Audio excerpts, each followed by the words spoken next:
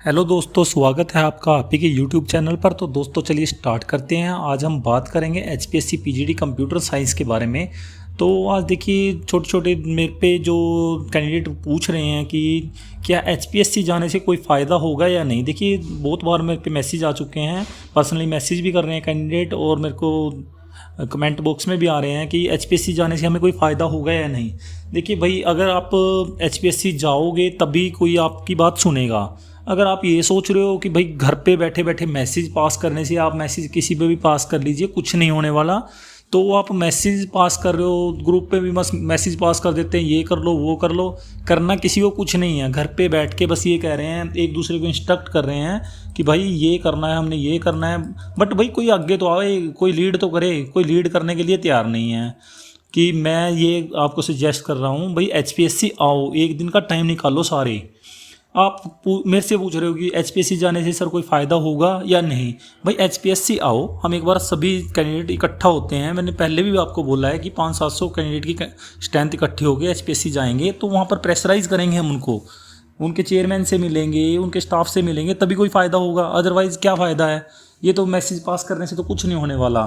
तो उससे पहले मैं आपसे एक क्वेश्चन पूछता हूँ, क्या आप परीक्षा करवाना चाहते हो या नहीं। पहले तो आप अपने मन में ये सवाल उठाओ कि परीक्षा आप करवाना भी चाह रहे हो या नहीं। अगर आपको, सीधी सी बात है, सिलेक्शन लेना है, जिस कैंडिडेट को सिलेक्शन लेना है, तो भाई उसको अब कोर्टों में भी जा रहे हैं कुछ कैंडिडेट बहुत अच्छे से, मतलब इस भर्ती के लिए फोर्स कर रहे हैं कि हमें ये करना है वो करना है। कुछ कैंडिडेट इकट्ठा भी हो रहे हैं, बट कुछ क्या कर रहे हैं, सिर्फ मैसेज पास कर देते हैं, ये हो गया ये हो गया। भाई ऐसे कुछ नहीं होगा, तो आपको आगे आना ही पड़ेगा। अब एचपीएससी अगर आप आ सकते हैं, देखिए अब लास्ट डिसीजन रह गया है एचपीएससी के पास। एचपीएससी ही आपका एग्ज़ाम कंडक्ट करवा सकता है। अब उन चीज़ों से हम सब आगे निकल चुके हैं। बीटेक एमटेक, जो बीटेक का इशू था, एमटेक का, एमसीए एमएससी, इन चीज़ों को आप भूल जाइए, ठीक है। तो आपको अब सिर्फ और सिर्फ क्या करना है, मंडे को सब कैंडिडेट फिक्स कर लीजिए, एचपीएससी चलते हैं। एचपीएससी में ही जाके हमें कोई फ़ायदा है। अब देखिए कोर्ट का जो भी डिसीजन है उसमें हमें बहस करने में कोई फ़ायदा नहीं है। तो सिर्फ अब एचपीएससी चलते हैं और एचपीएससी वालों से डायरेक्ट पूछते हैं, भाई एग्ज़ाम कब तक आप कंडक्ट करवा रहे हो। तो देखिए एचपीएससी जाने में कोई बुराई नहीं है, एक बार चलने में ही अच्छा रहेगा सबके लिए, सबका फ़ायदा। देखो कैंडिडेट कितने हैं, अराउंड 6000, पोस्टें भी आपकी 2000 के राउंड पोस्ट हैं भाई। तो एक पोस्ट पे 3 कैंडिडेट हैं।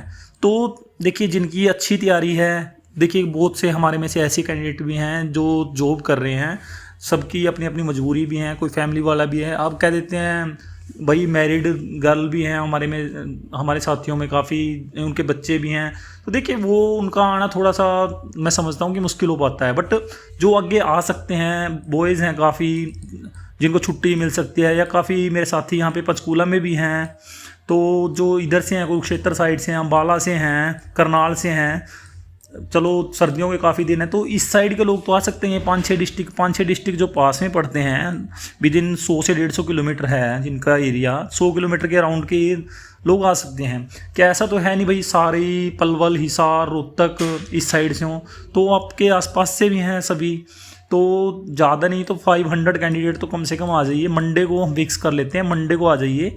मेरे पे आप मैसेज कर दीजिए, या मैं आपसे, आप एक बार मैसेज कर दीजिए। मैं यहाँ पर पंचकूला में आपके साथ चलने के लिए तैयार हूँ। तो अगर आप सभी साथी चाहते हैं कि एग्ज़ाम कंडक्ट हो तो भाई एचपीएससी तो आना ही पड़ेगा। अब लास्ट ऑप्शन हमारे पास यही है कि एचपीएससी आते हैं और इनसे डायरेक्ट हम पूछते हैं कि आप कब तक एग्ज़ाम कंडक्ट करवा रहे हो।